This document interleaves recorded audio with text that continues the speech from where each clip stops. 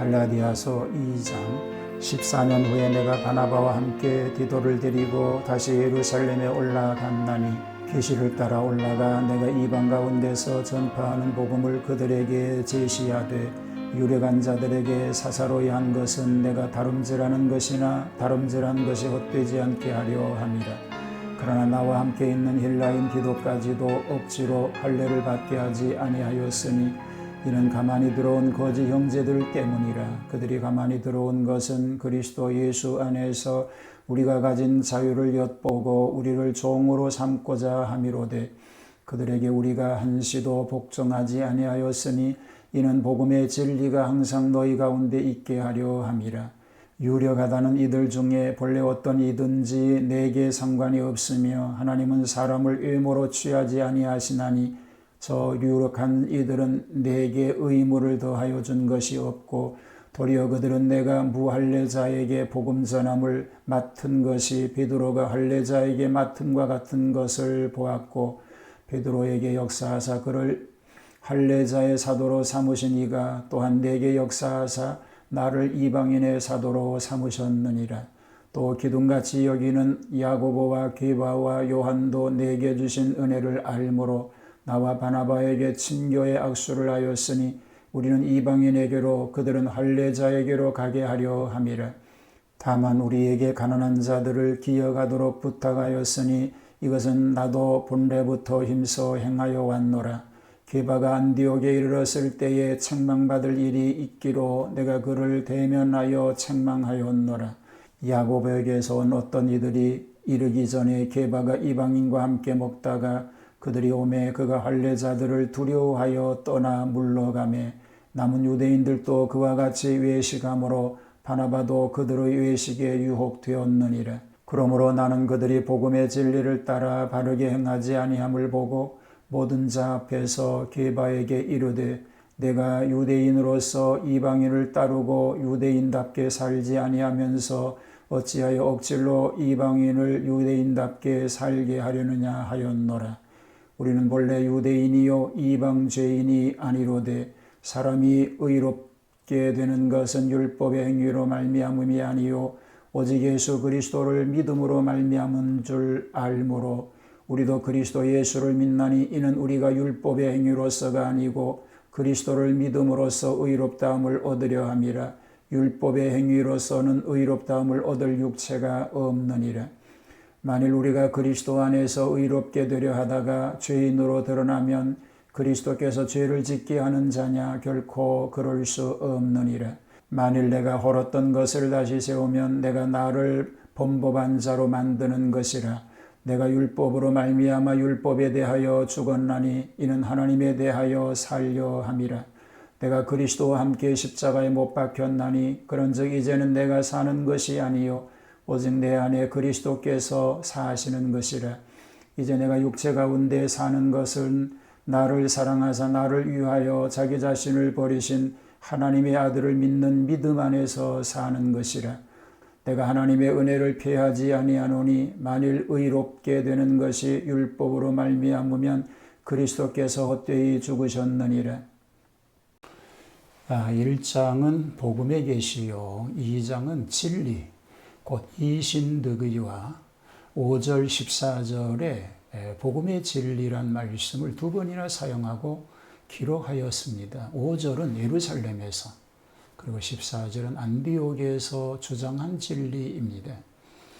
복음 진리의 내용은 믿음으로 구원 얻는다는 것입니다. 진리란 동서고금의 하나요 영원 불변하는 것입니다.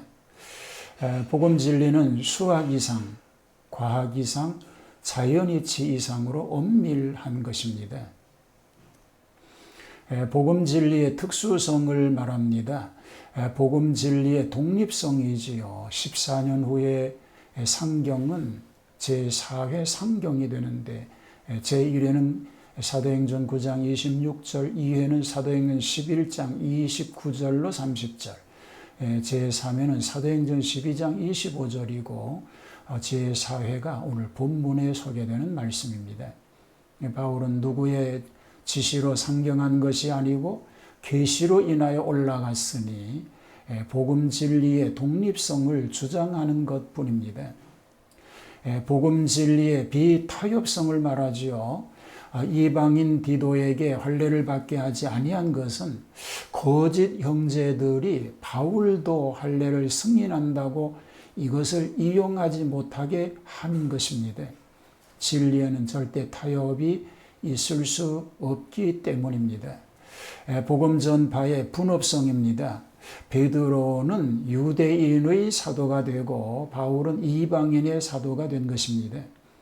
바울이 유대인의 상대로 싸운 것이 아니고 수백만 인류를 향해 사명대로 갖기 일한 것입니다. 복음 진리의 동등성과 협동성을 얘기합니다.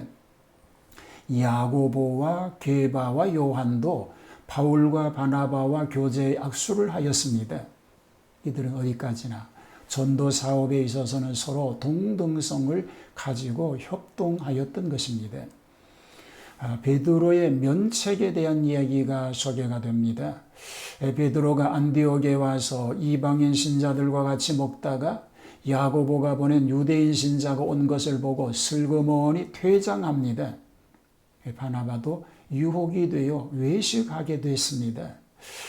이것은 레위기 2장에 유대인이 이방인과 같이 먹지 아니하는 규례를 지키기 위해서 유대인들에게 흠이 되므로 이를 모면하기 위한 미지근한 행위였던 것입니다. 바울은 이를 외식과 올바른 행위가 아니라고 책망하였습니다.